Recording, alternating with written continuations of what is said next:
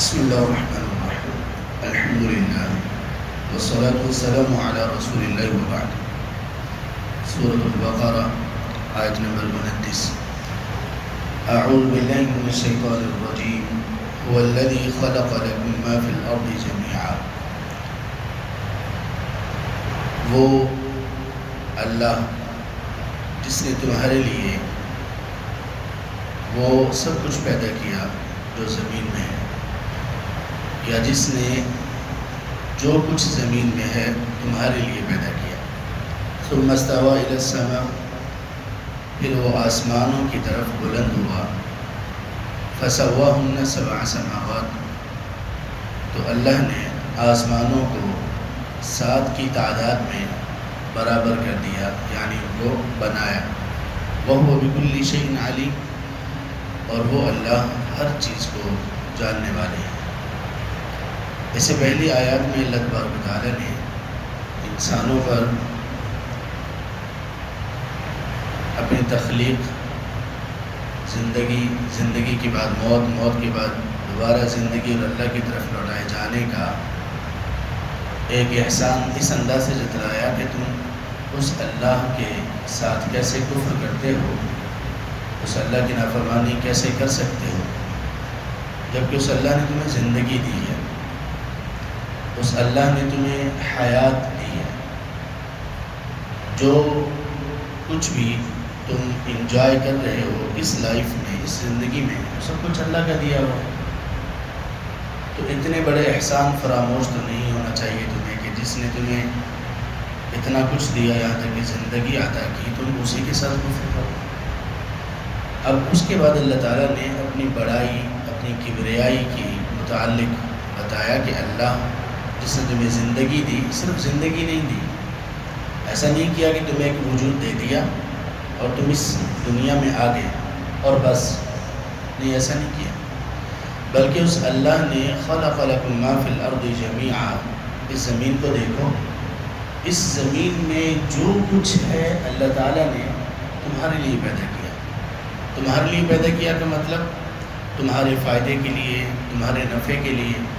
یہاں تک کہ وہ چیزیں جو اللہ نے پیدا کی جن سے روک دیا، کھانے پینے کی چیزوں میں یا دیگر دوسری چیزوں میں، اللہ کی پیدا کردہ چیزوں میں جو چیزیں حرام ہیں وہ بھی انسانوں کے نفع کے لیے حرام ہیں. اور ان حرام کردہ چیزوں سے بچنے میں ایک بہت بڑا نفع اور فائدہ یہ ہے کہ اللہ کی اطاعت اور فرما برداری ہوتی ہے.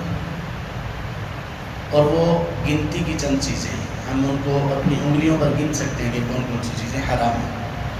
اس کے علاوہ اس زمین کی ہر چیز ہمارے لیے حلال، جائز اور مباح ہے. اس آیت سے اہل علم نے استدلال کیا کہ ہم زمین کی چیزیں، کھانے پینے کی چیزیں، ان میں صرف دلیل یہ دیکھیں گے کہ حرام تو نہیں ہے. اگر حرام نہیں ہے تو وہ حلال ہے. دلیل یہ نہیں دیکھیں گے کہ یہ حلال ہے. حلال ہونے کی دلیل نہیں چاہیے. حلال ہونے کی دلیل تو اللہ نے دے دی کہ جو کچھ اس زمین میں ہے وہ تمہارے لیے ہے، تمہارے استعمال کے لیے ہے، تمہارے نفع کے لیے ہے. یہ دلیل تو مل گئی کہ سب چیزیں حلال ہیں. اب اس میں حرام وہ چیزیں ہوں گی جن کے متعلق خاص طور پر بتا دیا گیا، یہ آپ نے نہیں کھانا، یہ استعمال نہیں کرنا، یہ فعل اس کا ارتکاب نہیں کرنا وغیرہ. تو اللہ تعالیٰ کی یہ قدرت اور اللہ تعالیٰ کا یہ احسان اور احسان پر احسان ہے کہ اللہ نے زندگی دی، وجود عطا کیا، اور اس کے بعد زمین میں ہماری زندگی کے سروائیول کے لیے، ہماری زندگی کے چلنے کے لیے اتنا کچھ رکھ دیا. دیکھیے زمین کو اللہ تعالیٰ نے رہنے کے قابل بنایا، اس کے موسم کو انسان کے لیے سازگار بنایا، اس کی زمین کو ٹھوس اور پختہ بنایا کہ انسان اپنا گھر تعمیر کر سکے. اس پر پہاڑوں کو گاڑا کہ کہیں زلزلے نہ آتے رہیں. اور اس میں اللہ تعالیٰ نے ہر طرح کی نباتات، ہر طرح کے پودے اور پھل اگائے.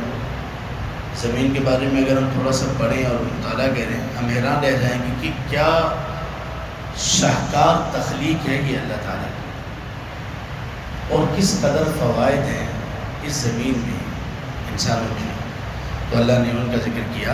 اور پھر کہا کہ اللہ تعالیٰ نے زمین میں جو کچھ ہے تمہارے لیے اس کو پیدا کیا، اور پھر اللہ آسمانوں کی طرف بلند ہوئے اور آسمانوں کو 7 کی تعداد میں بنایا، یعنی بلندی پر اللہ تبارک و تعالیٰ تشریف لے گئے اور آسمان بنائے اور 7 کی تعداد میں بنائے۔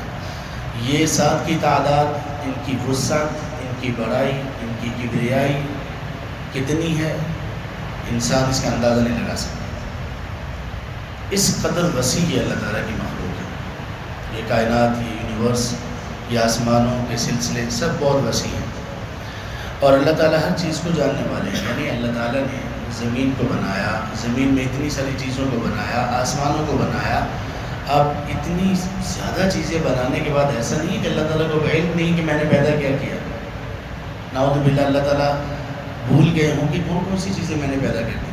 اب دیکھیں ہمارے اپنے گھروں میں ہماری اپنی خریدی ہوئی، ہمارے اپنے ہاتھ سے لی ہوئی چیزیں ہمیں یاد نہیں ہوتی، لیکن اللہ نے جو کچھ پیدا کیا سب اللہ کی مخلوق ہے، اللہ کے سوا سب مخلوق ہے، اور اللہ ہر چیز کے بارے میں اس کی تعداد، اس کے خواص، اس کے عوامل، اس کی حرکت، اس کا جمود سب کچھ جانتا ہے۔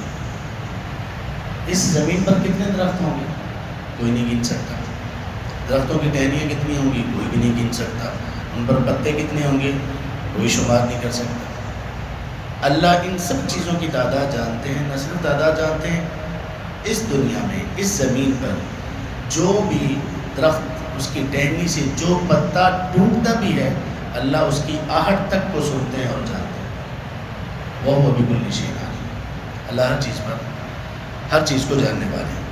اس کے بعد آیت نمبر 30 میں اللہ تبارک و تعالیٰ نے تخلیق آدم کا ذکر کیا اور قرآن کی ابتدا میں ہی کر دیا انسان کو بہت ساری باتیں سمجھانے کے لیے۔ ایک تو یہ بتانے کے لیے کہ اے انسان ایسے ہی اپنی زندگی میں ایسا مگن نہ ہو جاؤ کہ تمہیں یہ بھی یاد نہ رہے کہ تمہیں پیدا کیوں کیا گیا، اور تم اللہ کے احسان کو ہی بھول جاؤ، اللہ سے ہی دور چلے جاؤ۔ اور یہ بتانے کے لیے کہ آپ کو جب پیدا کیا گیا، جب پہلے انسان آپ کے باپ کو پیدا کیا گیا تو کیا کیا احوال پیش آئے، اور یہ بتانے کے لیے کہ اگر کامیابی چاہتے ہو تو کیا کیا کرنا چاہیے۔ وَإِذْ قَالَ رَبُّكَ لِلْمَلَائِكَةِ، جب آپ کے رب نے فرشتوں کو کہا إِنِّي جَاعِلٌ فِي الْأَرْضِ خَلِيفَةً، بلا شبہ میں زمین میں خلیفہ بنانے والا ہوں۔ یہاں پہ کچھ لوگوں نے کہا کہ انسان اللہ کا خلیفہ ہے، اہل علم نے کہا کہ یہ کہنا بے ادبی ہے اللہ تبارک و تعالیٰ کا، اللہ کا خلیفہ کوئی نہیں ہو سکتا۔ خلیفہ کہتے ہیں نا جانشین کو، جو ایک کی جگہ لے سکے۔ ایک بندہ اپنی جگہ پر جب نہ ہو تو اس کی جگہ جو لینے والا ہوتا ہے اس کو خلیفہ کہتے ہیں۔ اللہ تبارک و تعالیٰ تو ایسے نقص سے پاک ہے، اللہ کو تو خلیفہ کی ضرورت ہی نہیں ہے۔ اور سبحان اللہ، اللہ تعالیٰ نے یہ نہیں کہا کہ فرشتوں کو کہ میں زمین میں اپنا خلیفہ بنانے والا ہوں، یہ کہا کہ میں زمین میں خلیفہ بنانے والا ہوں۔ انسان خلیفہ کس کا ہے؟ انسان ایک دوسرے کا خلیفہ ہے۔ دیکھیں نسل در نسل چلے آ رہے ہیں، ایک دن کے بچے سے لے کر 80، 90، 100 سال کے بزرگ تک انسان ایک دوسرے کے خلیفہ بنتے آ رہے ہیں۔ دنیا سے جا رہے ہیں، نئے انسان پیدا ہو رہے ہیں، یہ ایک دوسرے کے خلیفہ ہیں۔ سوال یہ اٹھتا ہے کہ آدم علیہ السلام کس کے خلیفہ تھے؟ کس کے خلیفہ تھے بتائیے؟ اللہ کے؟ وہ تو بتا رہے ہیں کہ اللہ کا تو خلیفہ کوئی ہو ہی نہیں سکتا۔ آدم علیہ السلام خلیفہ تھے جنوں کے، کیونکہ اس سے پہلے زمین پر جنات بستے تھے، رہتے تھے۔ اس سے پہلے جنوں کی اللہ اکبر،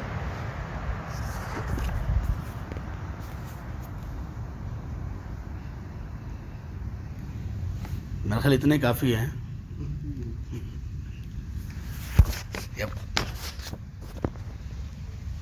کہ پوری کر لیں آیت؟